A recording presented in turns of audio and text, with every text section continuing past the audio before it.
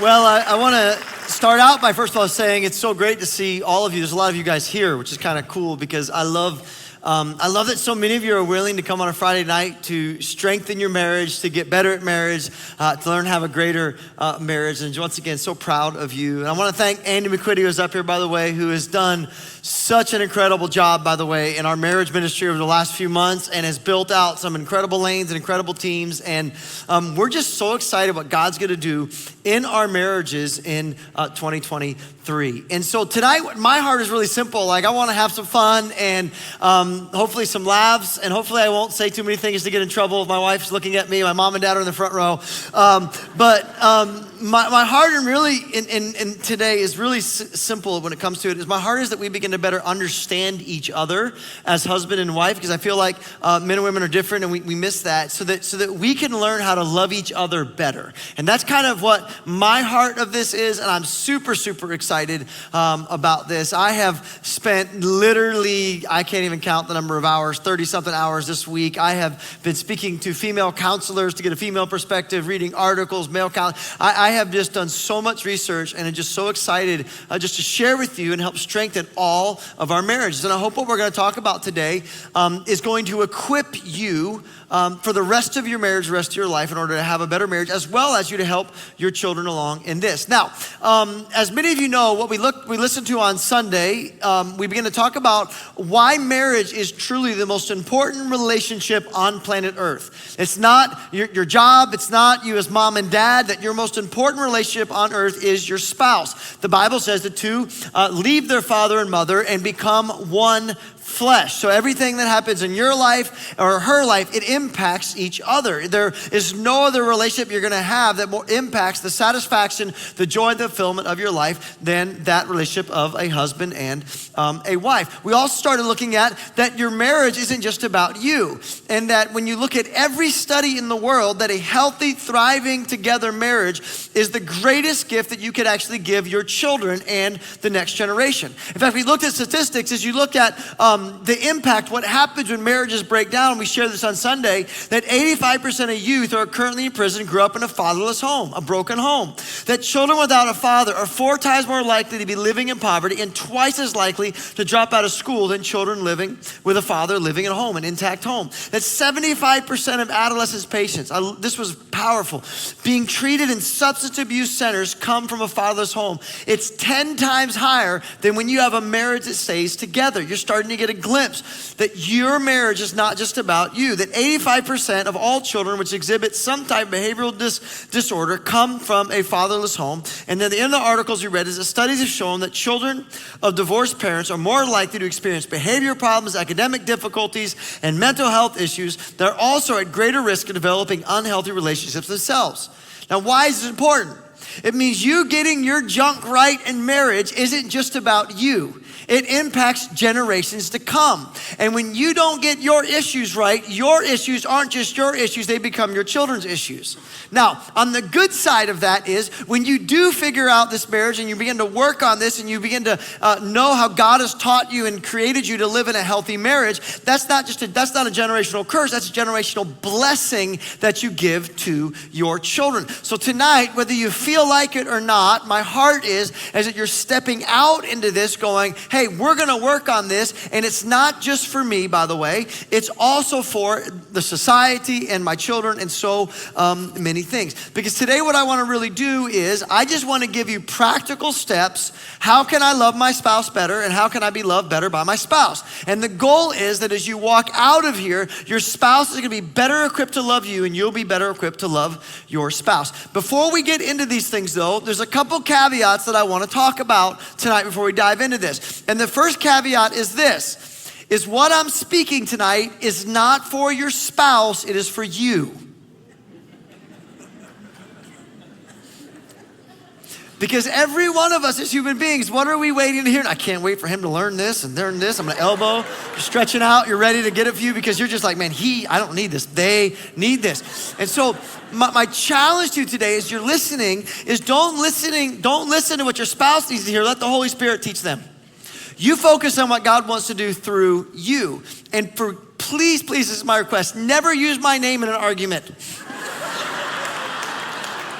I don't know whose fault it is. Don't, Pastor Scott said, no, don't do that. They will never come to church. They never want to hear me. So please don't do that. And so I want to encourage you that as you're listening today, your main priority is going, God, what do I need to do to be a better spouse? Does that make sense? So both people are focused not on the other, but on themselves. That's powerful and important. The second thing that I want us to realize as we talk today is I realize that some of us are walking in here with different wounds, and that not every person is going to be able to get this right away, and also that we have different stages of marriage, stages of life, and personalities. So with that being said, I'm going to give you a lot of statistics of generalities, but understand this is why it's so important to communicate, because you might be different on a couple things, and that's okay, all right? That's okay, and we're going to learn to communicate it. Now, with all that being said, how many want to have a better marriage? Let's learn right now. Everybody's ready? Okay, here we go.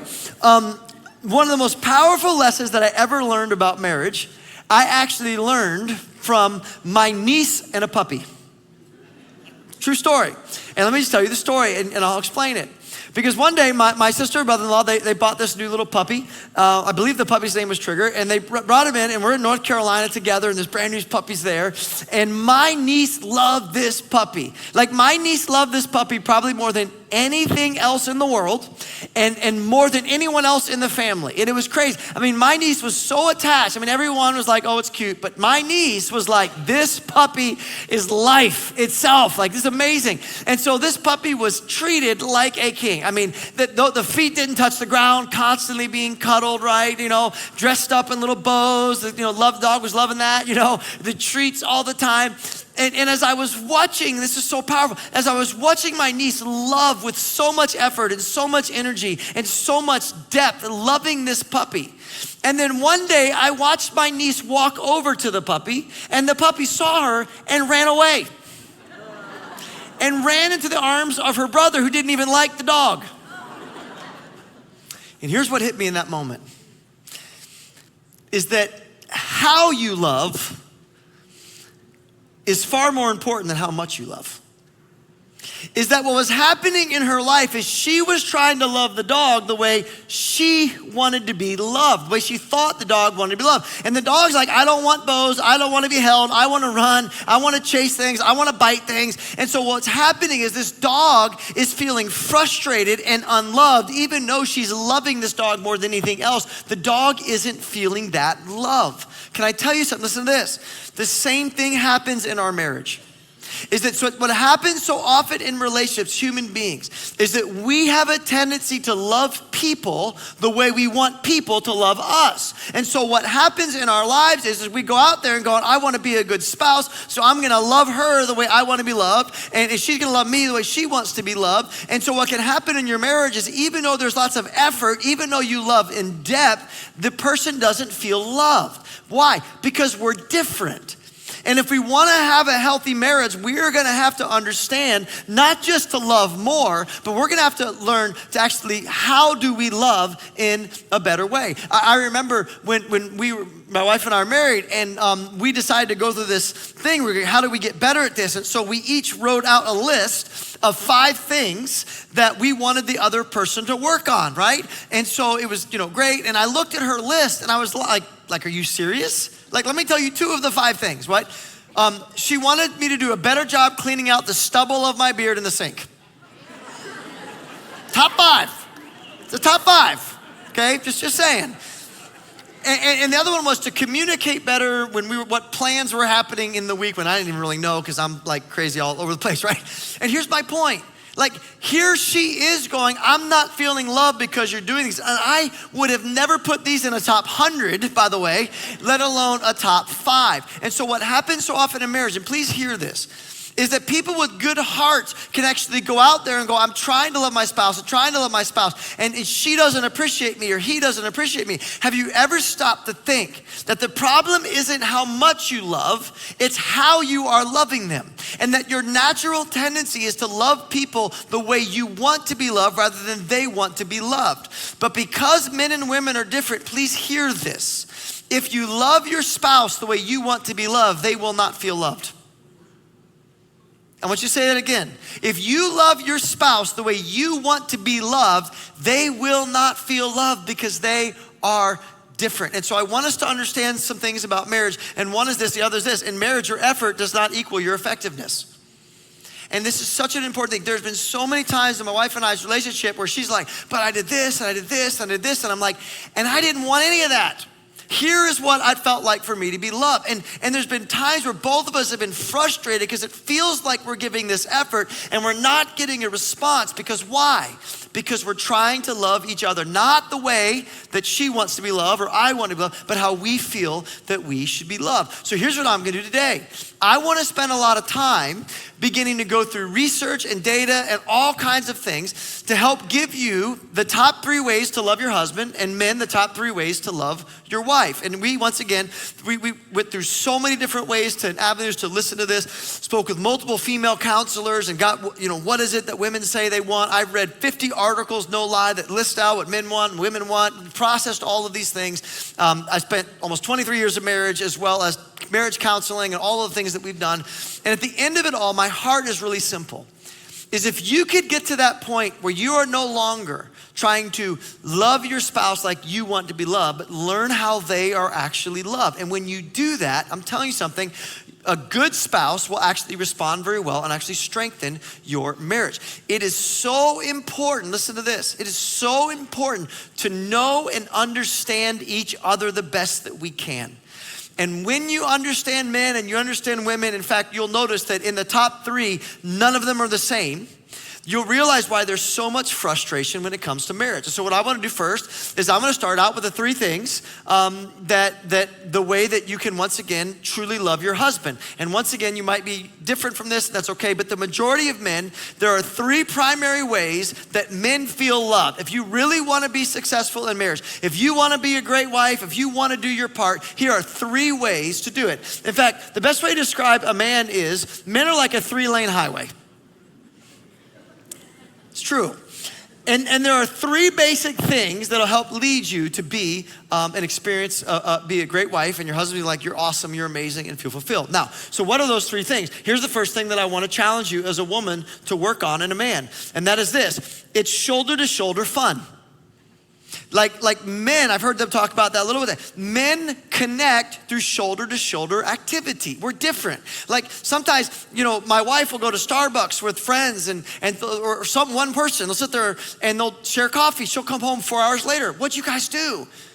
We talked. But what'd you do the rest of the time? Oh no, we just talked.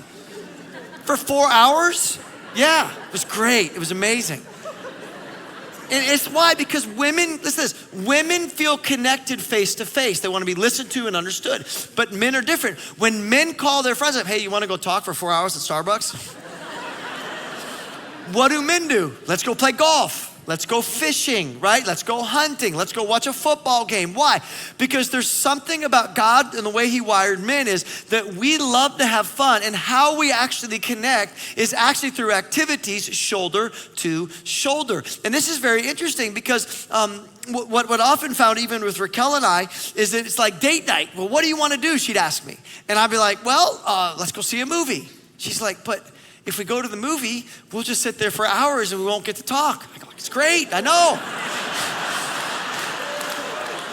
Sounds perfect for me. We'll share popcorn or Slurpee, watch a movie. Like, it's just awesome, right? And then I remember in the past talking with her sometimes, and I'd be frustrated a little bit. Hey, I'm watching football. Why aren't you out? Like, I want you to just come, enjoy this game. But she's, but why? We don't talk. We just listen to football, and it's for hours. And I don't get why, because I just want her with me. And I think this is so important to understand. It's not right or wrong. It's how men are wired. This is why when you were dating, what did your husband want to do? Go mini golf, right? Go activities, do things together. And as much as men do enjoy autonomy and want to do some things with their friends, with their spouse, men love to feel connected shoulder to shoulder. And that's such an important thing, because if you want to love your husband well, right, if you want to fulfill this and have a happy marriage, you've got to figure out to go, what is he into, and how can I figure out those things to be a part of his life in those areas? Now here's something I want you to see, and it's going to be a theme to this entirety of the evening, and that is this. See, as a wife, when you feel like you're not connecting with your husband is actually connecting to you. So you're there going, this is just a movie. This is ridiculous. I mean, I didn't even get a word in. This was not even, and your husband's going like, I feel so close to you. This is amazing. And so the first thing that I want to challenge you to understand as a woman is, how can you do this? So what does it look like to go, hey, you love golf? I'll go watch you play golf. Oh, you like to go play, I love pickleball. I love my wife comes out and watches me play pickleball and tells me how great I am, right? So the first thing is this: if you want to be a successful wife, figure out what are the shoulder-to-shoulder activities, and then just figure out how to enjoy it or lie to him about it. Either way. Okay, here's the second one. It's verbalized praise and respect. So understand something about a male ego, okay? Is that men will walk on glass to be praised. We will. It's just something in us, and it's there. We're like dogs waiting for a treat. Just tell me I'm good. Tell me I'm good. Tell me I'm great. Tell me I'm really good at work. Tell me I'm successful. You know, whatever it is. Because there's something in us that God wired us to be leaders. And here's the thing. When a man feels like I'm winning, when a man feels like, okay, she notices how hard I work. She notices what I do for the kids. She notices the things around the house. And when the woman, verbalizes praise and respect to her husband. Why? Because we don't get what you feel. We only can hear what you say. And so you might feel respect, but if you don't communicate praise and respect, men don't feel this. And listen to this. In most lists, this was 1 or 2 in every single one of them. This idea that a man needs to feel honored and respected by their spouse. This is such an important need inside of a man. In fact, it's interesting because I was talking about this with Raquel earlier. It's like sometimes I'll go to a conference where we'll lead something and hundreds of people will come up and be like, man, that really helped my life. Thank you so much. The church changed my life or something like that. And men love to be praised in general. But then I'll get home and the first thing I'm waiting for is, so Raquel, what'd you think? Tell me I was awesome. Just tell me I was good, right? And hearing it from her, listen to this, is more valuable to me and makes me feel more in love with her than hearing it from anybody else. And it's so important to understand. By the way, the opposite of this is also true. If you disrespect your husband in front of your children, if you begin to criticize him publicly, it will literally shut him down. It is one of no one likes to, but for a man, it's actually worse than anything else. And so we learned on Sunday, right, that if you want to bring the most out of your husband, then you need to figure out how to praise him. And the study showed, we talked about Sunday, 5.6 times praise for every one criticism when it comes to your spouse. So women, do you want to be a great wife for a man? You need to verbalize praise and respect. That could also be done through honoring, going, hey, I'm gonna trust you in this. I'm gonna give you the decision to lead in this. It can be done in ultimate ways, but you have to ask yourself the question, what does it look like for me, and talk to your husband about this, to make sure that I am not just feeling it, but I'm verbalizing it. Listen, most of the men, if they're good men in here, and you guys are here, so you're working on your marriage, I'm gonna challenge, and let you think about something. Wives, is most of the men you're sitting next to right now, if a burglar came into the house tonight, would take a bullet for you. It's the truth. We may not be able to tell you our feelings, but we'll take a bullet for you.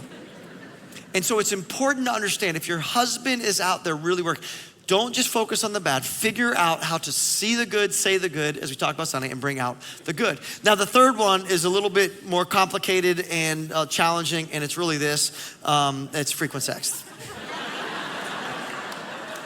We got our first clap of the evening right there. There we go. So women, you're hot. We want you. We enjoy sex. There we go. It's not very complicated right there. Now, we're going to come back to sex in a little bit, so men, don't worry. But I want to just encourage you in this, is that, see, men are just so easy, aren't they? Like, I want you to understand something. Like, we're a 3-lane highway, and it really is. That's what I wanted you to see when it comes to men. It's like, tell us we're great, have sex with us, and have fun with us. We're good. Like, I'm serious. And then if you want to kill 2 birds at one stone, tell us we're great while you're having sex, and you get to a 2 in 1.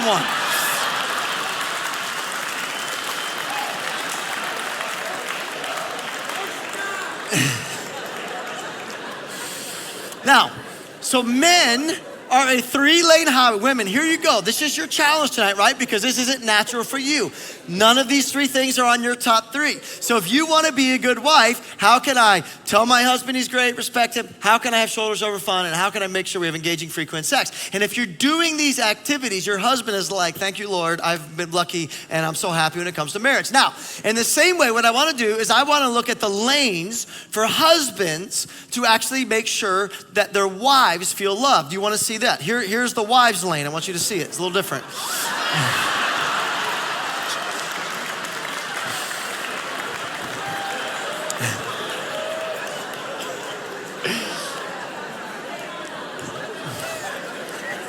All right. So I'm kidding. I'm actually not kidding. That's actually real. And I say this because it was like I had these conversations this week with actually women counselors that do this for a living. And so, and I was asking all this question, and it really was, they're like telling me these lists. I'm going, we got to narrow this down. Men can't, like we got to figure something out. Because the reality is, I want you to see this and hear this not in a derogatory term. Understand this is how God wired men and women, just so we're clear on this, right? Is that women are more complex in that. And that's, by the way, not a bad thing or a negative thing. God actually wired. We're going to look at your brains a little bit later. Women's brains are much more complex, and there's a lot of things that are different, and that's okay. And so what I want us to look at and go, okay, that's overwhelming for men. So let's pick 3 of those lanes. And what I want to do is we read and talked with everyone, and I got with these counselors, and we basically narrowed down if there was 3 things that we can focus on, because men can't focus on more than 3 things. If there were 3 things to focus on, what would these 3 things be? And I want us to hear this because I think it's so important. And I want you to understand this too from a perspective of what I want to talk about tonight. What you're going to notice is that the way you love a woman is completely different than the way you love a man. In fact, the top 3, almost in every single list and every one, they all contain these 3 were the top 3. And here's the first one, and it's interesting, it's this, it's to feel safe. And by the way, nowhere on a list did a man ever say, I want a woman to help me feel safe. But for a woman, on every single one, it was a top 3. You could also use the word here, trust, like I feel safe because I'm trusted. And what you need to understand, for a woman to feel loved by a man, one of the foundational elements, if this is not here, she really cannot feel love or be in love with you without this trust or this feeling safe, is that there's something in her that wants to know that you have her back. There's something in her that wants to know you're not gonna go out and do something stupid and blow up the family. She can trust you with the finances. She can trust you with your children. She can trust you to make the right decisions. She can trust you to protect her and the family. And there's something inside of a woman, listen, that God wired in this way for a male to help her husband, to take on that role of being her a protector. Not because she can't protect herself, don't hear that, but because there's something that God desired in a woman to want and desire to feel safe in a relationship. And if she doesn't feel safe, it is very hard for her to open up in any way to her husband. By the way, I love how Jesus modeled this, right? When he talked about husbands love their wives as Christ loved the church. What did Jesus? He laid his life down. He literally laid his life down, took nails to protect, to save, to rescue the spouse. They did this really fascinating study about how much God wired a woman to feel safe inside of the context of her husband. They took this woman who was really in love with and had a very healthy marriage, a man that demonstrated this. And they put her in an MRI machine, and they begin to say, hey, randomly we're gonna send volts of an electrical shock into your system. And that 25% of the time in this MRI, you're gonna be shocked. And what they discovered is, as she was there by herself, the fear centers in her brain, they were tracking this, were lighting up. And then they said, hey, we're gonna have a stranger come in, like a doctor. The doctor's gonna hold your hand, and we're gonna see what happens. And the stranger held her hand, and they continued to shock her, and the fear center just lit up. And then her husband came in the room and held her hand, and immediately the fear center in her brain shut off completely. Like to me, what I want us to understand, it's not about weakness. It's not about like being those things. It's about understanding, how did God wire a man and a woman? What did God call us as leaders to be? To be leaders that are humble servants, that are washing feet, laying our lives down, and that our wives are designed to feel connected to us, attracted to us when we make them feel safe. So here's the challenge to you. Man, how can you do this?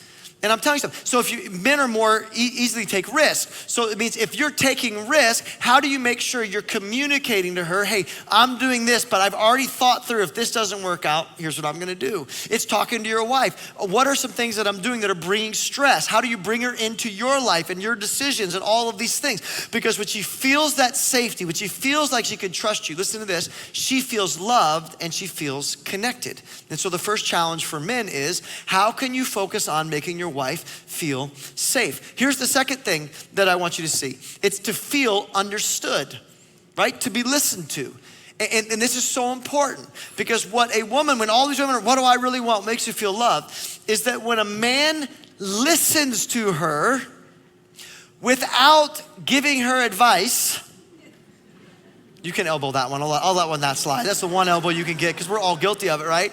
That when a woman feels empathized with, when a woman feels like, hey, someone's taking effort to listen to me and understand me, that actually makes her feel loved. It makes her feel attracted. It actually makes her desire her spouse. It's actually interesting because they did a study on this, and once again, they used the MRI. And the reason why you'll hear me use a lot of data today is I want you to understand something.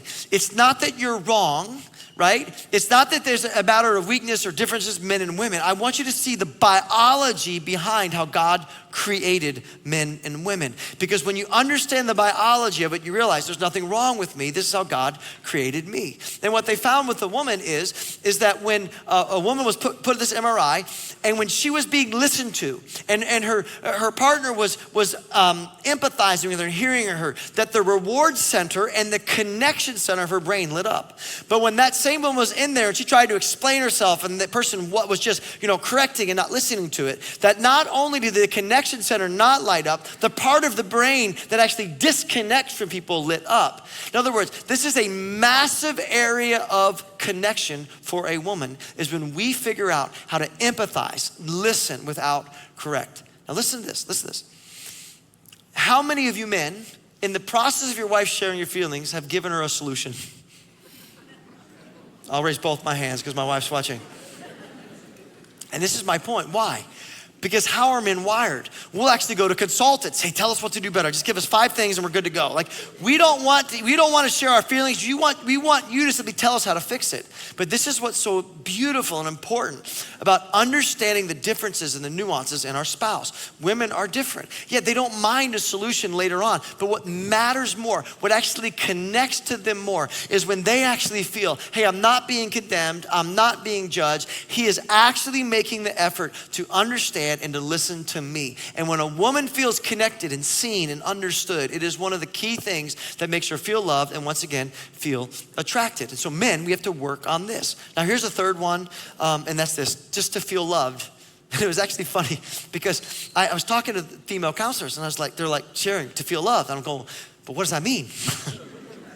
To feel cherished. Yeah, but how? You see the point? Like, it was hilarious because I'm like, I don't understand it. Like, she was like, if we were going round and round and round because she was trying to express to feel love. And I'm going, yeah, but how do you feel love? How do I cherish you? And at the end of all of it, the way that a male brain, at least for me, understood it, because we're talking to men, how to love women is that women feel love when they feel that they're the number one priority in your life. Like when I was able to just finally just strip everything away and get to the heart of it, it was like, hey, it's when you choose me over work.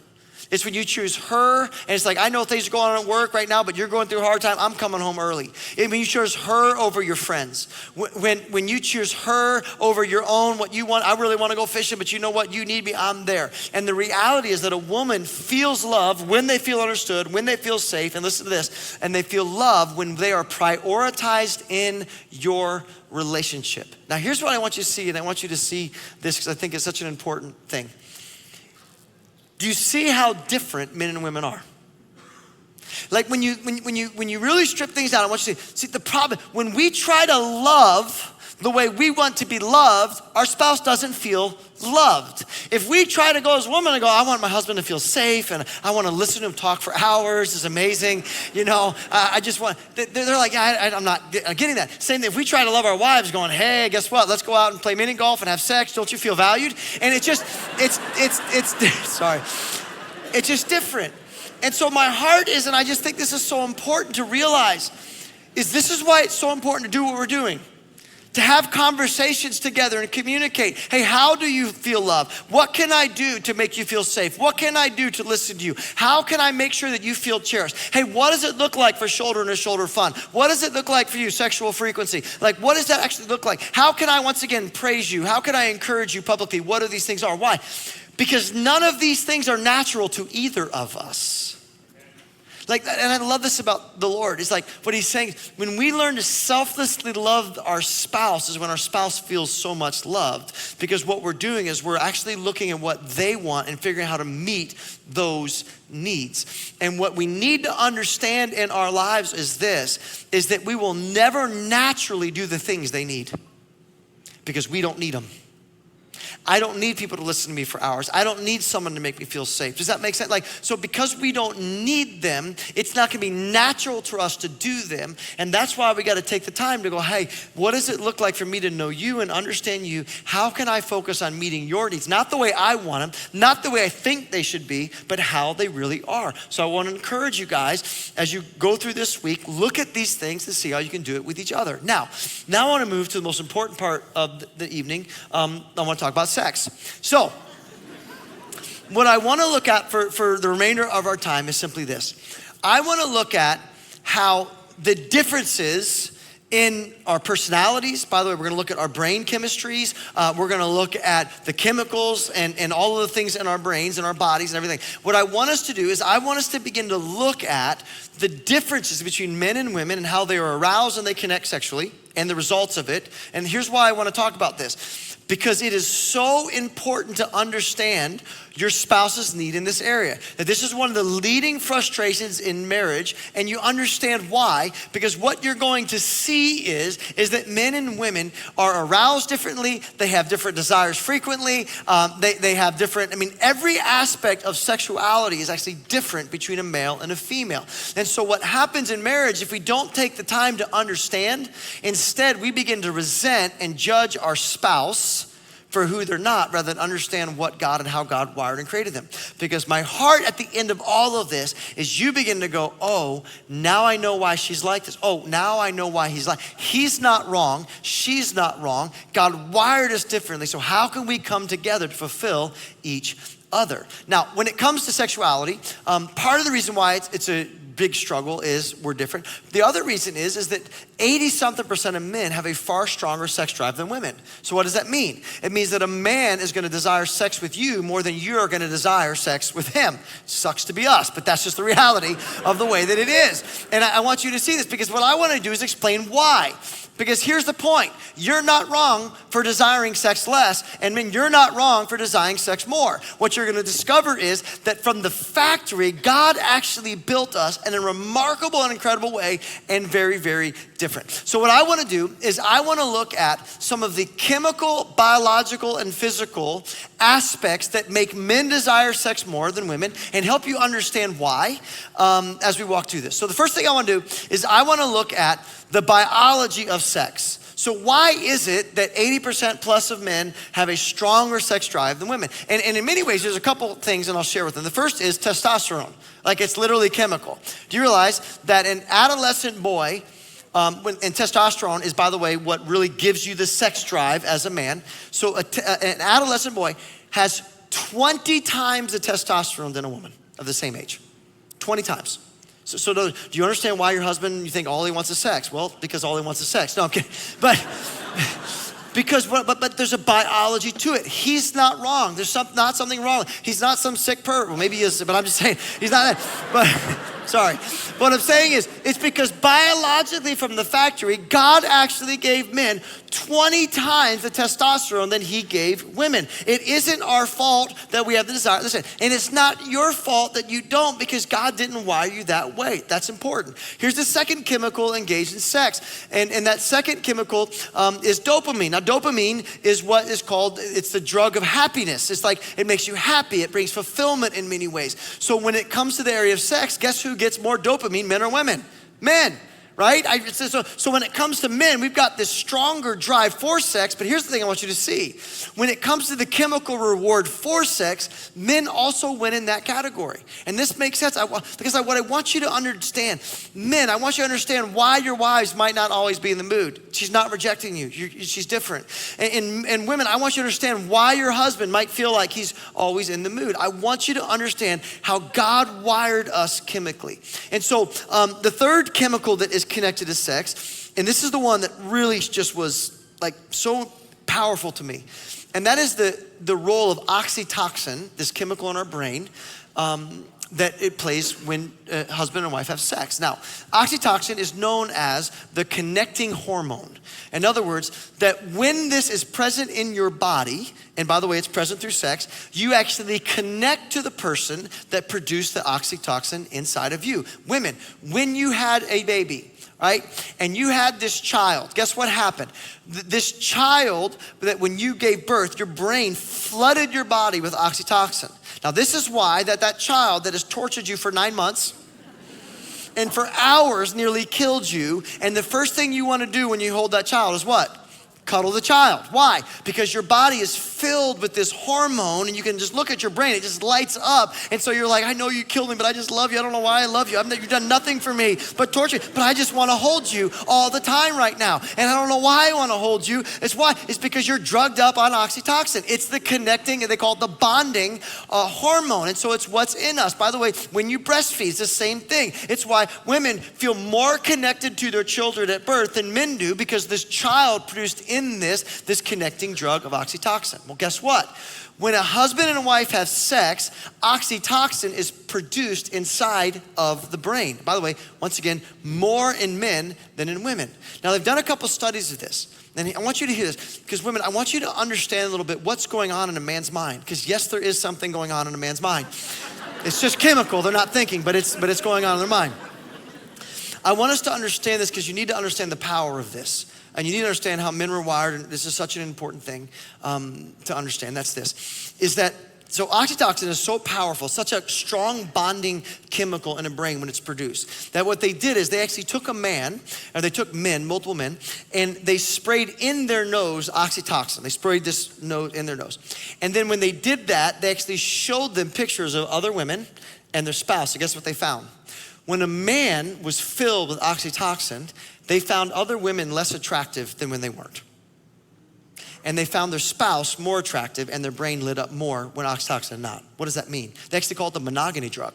Because what that's saying is when that chemical is inside of a man, which happens and released through sex, by the way, it actually makes you want to bond with, find other women less attractive, and you're more attracted to your wife. It's like that baby you're holding. You actually connect in your brain with oxytocin through sex. By the way, isn't it no surprise that what do the scripture says? Hey, don't, if you're married, don't not have sex with each other, because in doing so, what happens? You give Satan an opportunity to tempt. What does that mean? When there isn't oxytocin through sex inside of a man's brain, they feel less connected.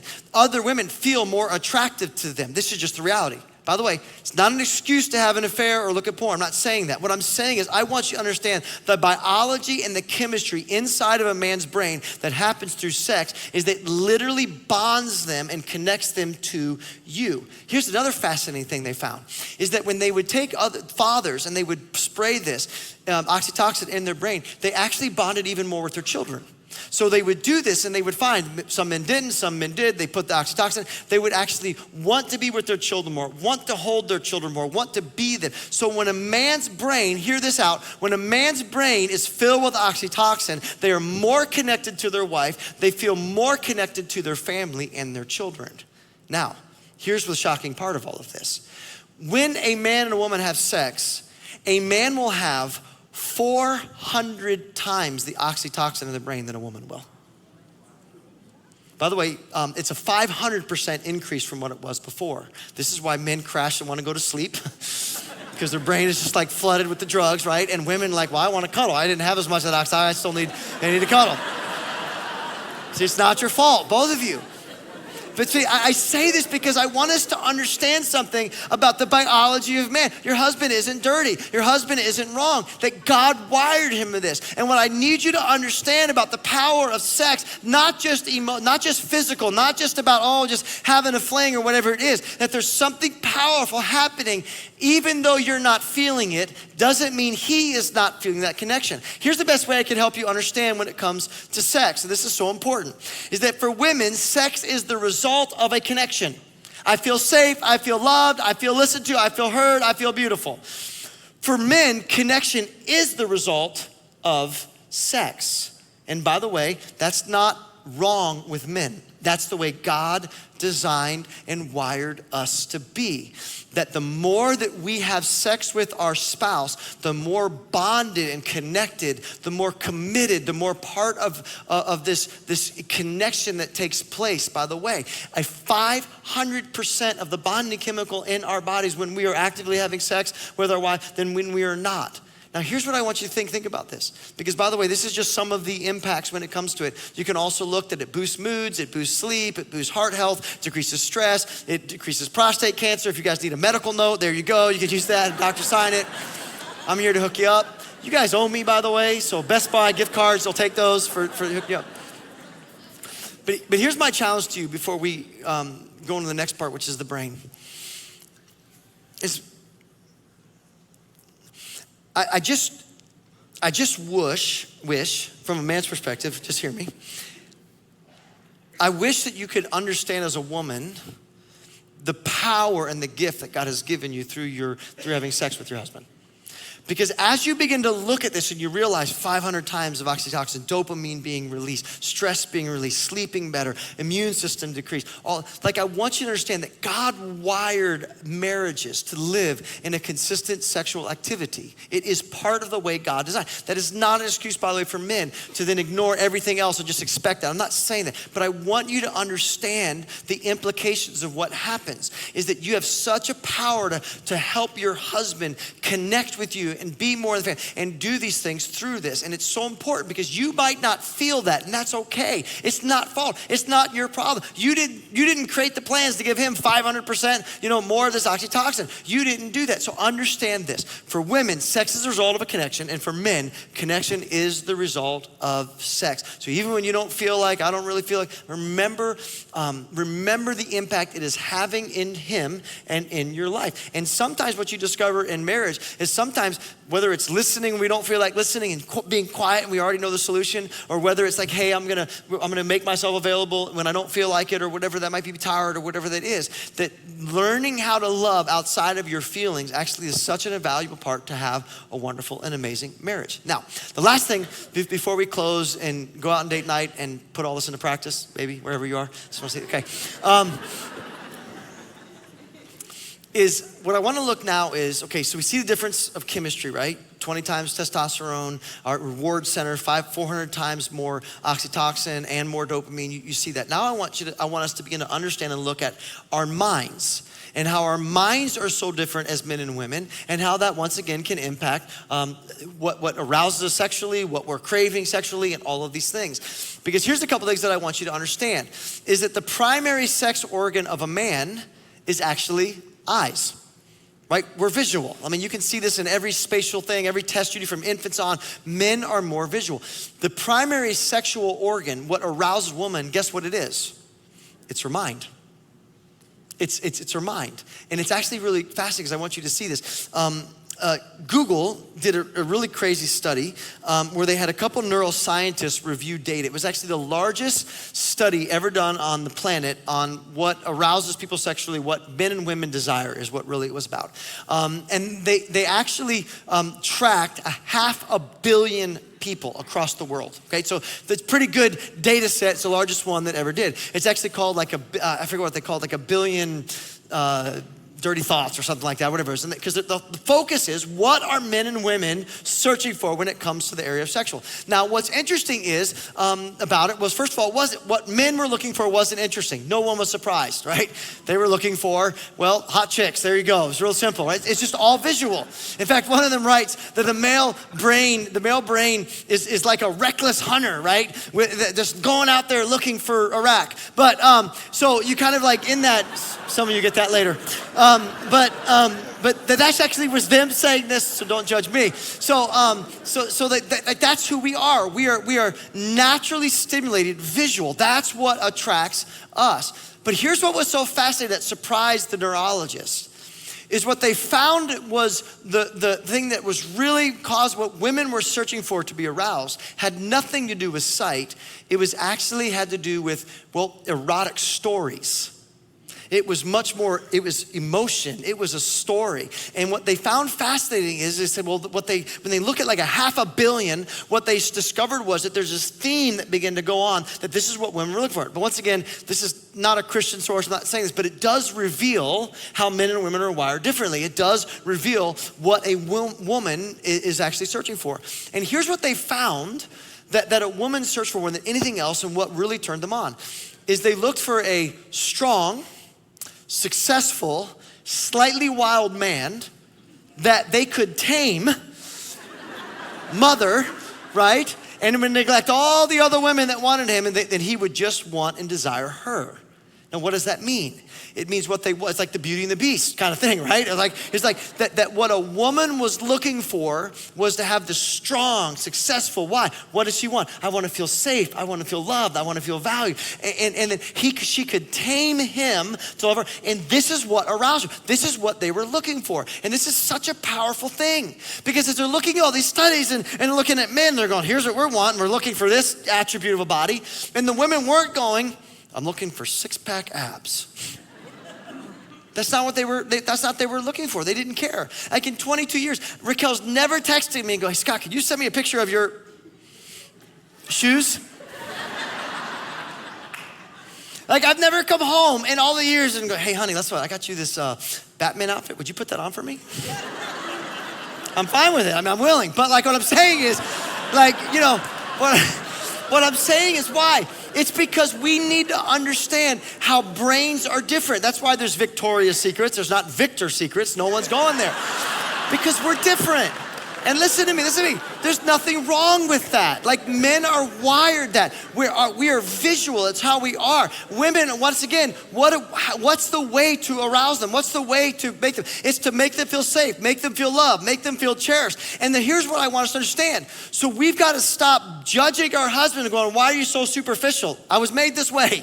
Right? I was not, or hey, why aren't you like this? Why? Because God made me this way. And so what we need to do is understand how it is that we're wired. And here's why. So then this helps us meet the needs of each other, and we understand how our brains actually work. And if our brains work in this way, then we need to learn how to adjust how it is we do that. Now, I want to look a little bit about the difference between a man and woman's brain. And it's kind of fascinating to see this, because one of the things you notice with a man's brain, which is the blue brain, you notice how compartmentalized it is. That everything's firing on the left side and there's not a big gap, and then everything's firing on the right side. This is why men can completely compartmentalize. It's like, hey, I just got home from work, I'm stressed, we haven't spoken all day, let's have sex, I'm good. Like, we're in the middle of a fight, I don't really care, let's just have sex. Why? Because what happens is we can flip a switch, right? And our brain, by the way, God wired us that way, to go out there, to hunt, to be in war, to work, and then come home and just flip the switch, be dad, be husband, flip the switch, make love. And so we are actually wired by God to actually function compartmentalized, which means it's very easy for us. We get turned on in a moment. Matter of fact, one of the things they said in a Google search is that men have a gate where just one stimuli opens up that gate when it comes sexually. That's all it is. Now, look at this. Now look at the woman's brain. Once again, not better, not worse, not better, different. God is the one that came up with this plan. And one of the things you notice in a woman's brain, right, is everything's connected. See, God didn't make us biologically the same. Like, I know we live in a world right now that loves to say there's no difference in genders, and somehow that's wrong to say. But every biological test you will ever do in science will always tell you that is not the fact, that men and women are different. In fact, women have a larger percentage part of their brain, which is more for the emotional center. That's why they can emote better. By the way, women have the area of long-term memory is actually bigger in a woman than a man. That's why she never forgets. What you did 34 years ago before you met her. She remembers this whole thing.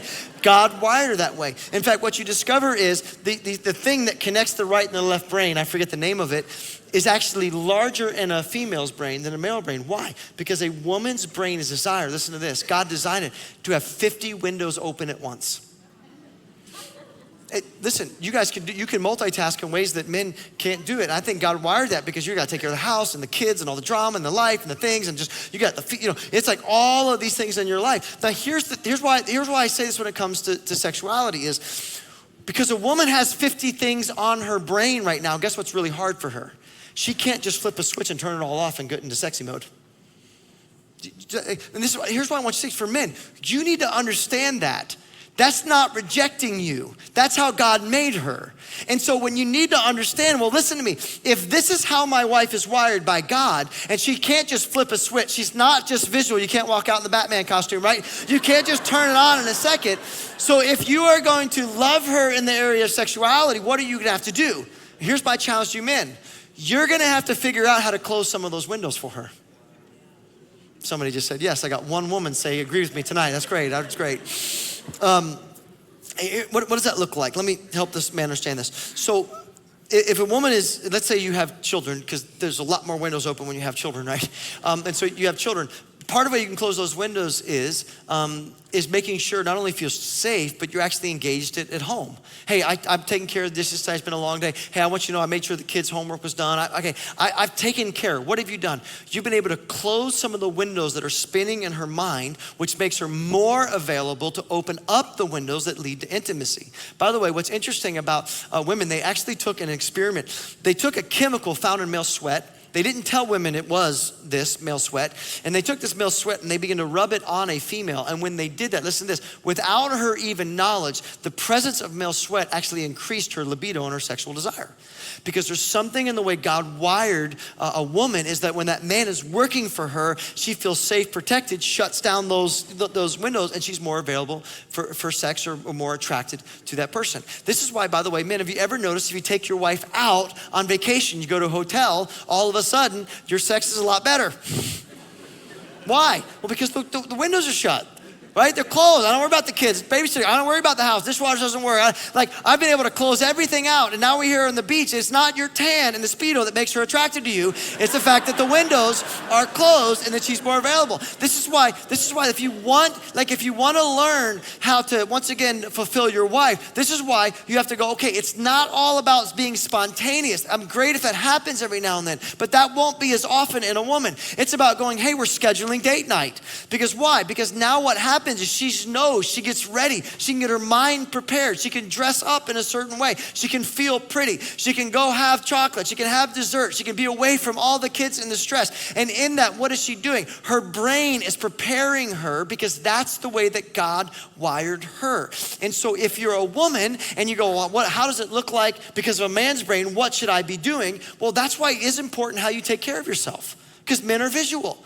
So I'm not talking about an unrealistic expectation that Hollywood puts out. What I'm saying is, hey, making sure you're dressing nice, making sure you're taking care of yourself. That's how you show love to your husband. Why? Because we are visual in the same way. Man, if you want to show love in this kind of way to your wife, how do you close the windows? How do you get her out of the stress and the anxiety? How do you communicate without an expectation that she's gonna flip a switch because her brain is not like yours because God wired you differently? And this is my point. When you understand the differences and we move from judging each other, well, she's never in the mood and he always wants, and we move from that realm to go, oh, that's how God wired him. So how can I meet that need? By being sexual and sexy and being a part of it. And this is how God wired her. How can I close the windows or make her feel safe, communicate with her, give her this opportunity? When you start doing this, you see how both people are actually more fulfilled? Now here's something I thought about before we get to the last thing, and that's the challenge. So one of the things that struck me and why I'm pushing so hard in this marriage thing right now at our church is because I really believe that one of the enemy's greatest tactics in the world is to destroy a marriage. Because we read all the stats. If he can get to your spouse, he can get to you, he can get to your children, he can get to generations, right? So it's like he's wise, we're told that he has plans and strategies. So wouldn't you imagine he was gonna come after you? Now here's what's so important. Because we need to protect each other, what does that mean? If the enemy wants to go after your husband, how is he going to do it? Through his eyes. Through a lack of oxytocin, which is a connecting hormone through sex in a wife. Right? Listen, we know this scientifically. He will be more susceptible to temptation in this. He will when there's lack of that intimacy in a marriage. We understand that men are visual. By the way, the other thing is, it's the person at work that tells him he's great when at home he gets criticism. What you need to understand what that weakness might be so you can make sure as a spouse you can protect that weakness. Now, if you're Satan and you wanted to take out the woman, how would you attack the woman? It's the mind. It's the emotions. Like we need to understand this. Men, you gotta protect. You gotta know the tactics. It's like you understand, this is why over 70% of men will look at pornography on a regular basis. And 70% of people look are men. Because this is the avenue the enemy uses to get access to him. And how he'll get with you, it's your mind. Because if he can get into your mind and make you feel not sexy, make you feel not want to, then he can get to him and he gets to you. Have you ever, as a wife, had a feeling in your head that said, I don't feel attractive or sexy? Who do you think put that thought in your head? Like I want you to understand the enemy, because when you know the truth sets you free. Because you might go, I don't feel sexy, and because I don't feel sexy, I don't feel attractive, then I don't feel like having sex. I can't enjoy this. And so now there's this disconnect in this marriage because I don't feel sexy, because I keep being told over and again as I look in the mirror, I'm not attracted, I don't feel good. Meanwhile, your husband is over there going, hey, you look amazing, let's have sex, put mirrors out, cameras, let's go, this is great. And so understand something, when you know this, that this voice in your head, not every voice in your head is from your head, that we know that Satan attacked David by inciting him to count, so understand that attack. Here's another thing I think that is another thing, is this, is all he wants is sex. All he wants is my body. Every married woman has probably felt that in their life. So here's my challenge, what's the truth of that? That most good men, that is not true. Do they want it more than you? Yeah, because they have chemicals that wire them. But it doesn't mean that's all that they want. In fact, I want you to actually do something that'll help you make sure that to use this as a tool against the enemy to make sure that this lie doesn't work. So think of it like this for a moment. Every human being that sleeps 8 hours a day has 112 hours a week that you're awake. 112 hours every week that you're awake. Now, when you think about that, let's just say you were to have sex 2 times a week, which is a little bit above normal depending on the stage of your life. It's right about normal depending on some stages between 20 to 40. That's normal, not normal when you get older, but there it is. So let's say 2 times a week. And let's say each one of those sessions lasted 30 minutes. I'm being generous to some of you guys, but there you go.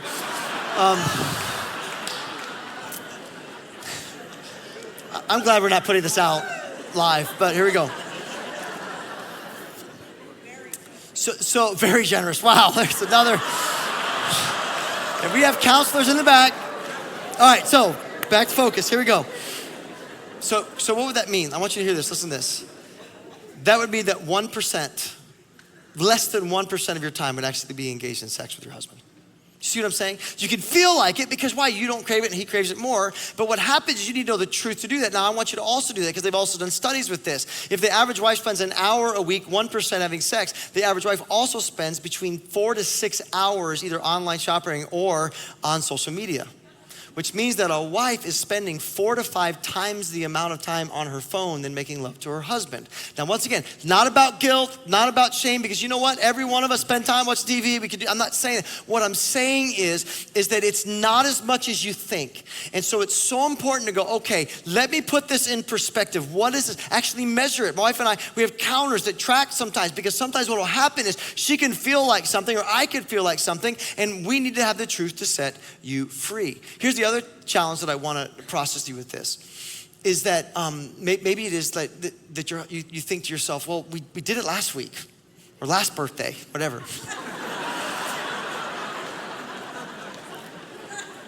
I want to reverse that for a moment. Here's what I want you to think about.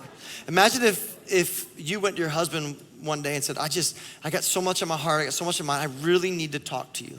And he turned around and said to you, we talked 5 days ago.